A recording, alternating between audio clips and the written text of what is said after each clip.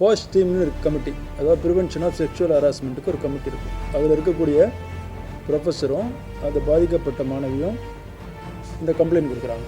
அவங்க கொடுத்த கம்ப்ளைண்ட்டை பேஸ் பண்ணி எஃப்ஐஆர் போடுறோம். நிச்சயமாக சொல்லவில்லை, அது உறுதியாக சொல்லணும். அது எங்க இல்லை போஸ் கமிட்டிக்கு சொல்லவில்லை என்பதை 100க்கு 100 அறுதியிட்டு சொல்கிறேன், சொல்லவில்லை. கடந்த 24ஆம் தேதி ஈவினிங் 4 மணிக்கு நமக்கு ஒரு 100 கால் வருது. அண்ணா யூனிவர்சிட்டி மாணவி கால் பண்ணுறாங்க. அந்த 100 காலை பேஸ் பண்ணி நம்ம போலீஸ் டீம் அண்ணா யூனிவர்சிட்டிக்கு போகும்பொழுது அங்கே அண்ணா யூனிவர்சிட்டியில் போஸ்ட் டீம்னு இருக்கு கமிட்டி, அதாவது ப்ரிவென்ஷன் ஆஃப் செக்ஷுவல் ஹராஸ்மெண்ட்டுக்கு ஒரு கமிட்டி இருக்கும். அதில் இருக்கக்கூடிய ப்ரொஃபஸரும் அந்த பாதிக்கப்பட்ட மாணவியும் இந்த கம்ப்ளைண்ட் கொடுக்குறாங்க. அவங்க கொடுத்த கம்ப்ளைண்ட்டை பேஸ் பண்ணி எஃப்ஐஆர் போடுறோம். ஒவ்வொரு பல்கலைக்கழகத்திலும் கல்லூரியிலும் பெண்களுக்குரிய பாலியல் குற்றச்சாட்டை விசாரிக்கிறதுக்கான போஸ் கமிட்டி அமைக்கப்பட்டிருக்கிறது.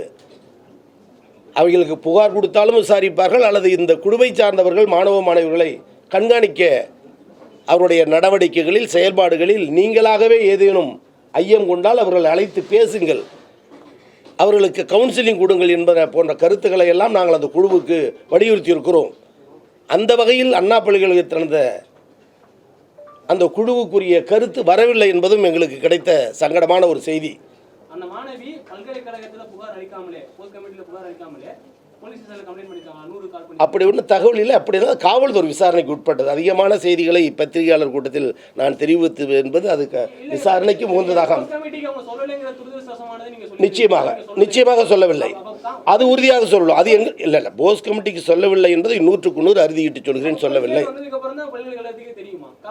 மனுதாரர் தந்ததுக்கு அப்புறம் தான் தெரியும். ஆனா போலீஸ்ல நேத்து கமிஷனர் பேசுறப்ப பிரஸ் மீட்ல என்ன சொல்றாங்கன்னா, இந்த மாணவி வந்து அங்க சொல்லிட்டாங்க காலேஜ்ல இருந்து தான் கம்ப்ளைண்ட் பெறப்பட்டது, அங்க இருந்து கோட்டூர்புரத்துல இருந்து வந்து தான் இங்க வந்து கம்ப்ளைண்ட் எழுதி வாங்கிட்டாங்கன்னு சொல்றாங்க. இல்ல அதுக்கான செய்திகள் அல்ல, அதுக்கான செய்திகள் அல்ல, அந்த வார்த்தையும் பொருள் அல்ல.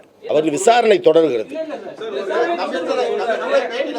இல்ல இல்ல மீண்டும் இல்ல சார், மீண்டும் சொல்லுகிறேன், மனுதாரர் புகார் அளித்ததற்கு பிறகு விசாரணை தொடர்ந்து கைது செய்யப்பட்டு நடவடிக்கை எடுக்கப்பட்டிருக்கிறார். அது காவல்துறை யூனிவர்சிட்டிக்கு காவல்துறைக்கு கம்ப்ளைண்ட் பண்ணதுக்கு அப்புறம் தான் தகவல் கிடைச்சதா என்னோட கேள்வி. காவல்துறை மூலமா உங்களுக்கு தகவல் கிடைச்சதா? காவல்துறை மூலமா ஊடக பிரிவினரே அதுக்கான செய்திகளை ஒளிபரப்பும் தகவல் தரையப்பட்டது, அவ்வளவுதான். அப்ப காவல்துறையில கம்ப்ளைண்ட் ஆயிருக்கு, நாங்க செய்தி போட்டதுக்கு அப்புறம் தான் யூனிவர்சிட்டிக்கு தகவல் கிடைச்சிருக்கா? தகவல் தெரிய வேண்டிய காலம் அதுதானே.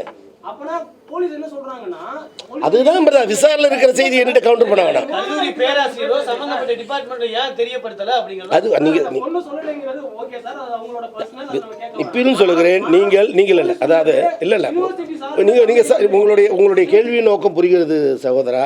ஆனால் காவல்துறை விசாரணையில் இருக்கும்போது வாக்குமூலமான இல்ல அது அதுக்குரியதுதான் இது. இல்ல முரண்பட்ட செய்தி அல்ல, முரண்பட்ட செய்தி அல்ல. அப்படி ஒருவேளை உங்களுக்கு அதன் மீது முரணான செய்தி என்று சொன்னால் காவல்துறை முழு விசாரணை போது அதுக்கு இடைப்பட்ட மாற்று செய்தியை என்னிடம் பெற இயலாது.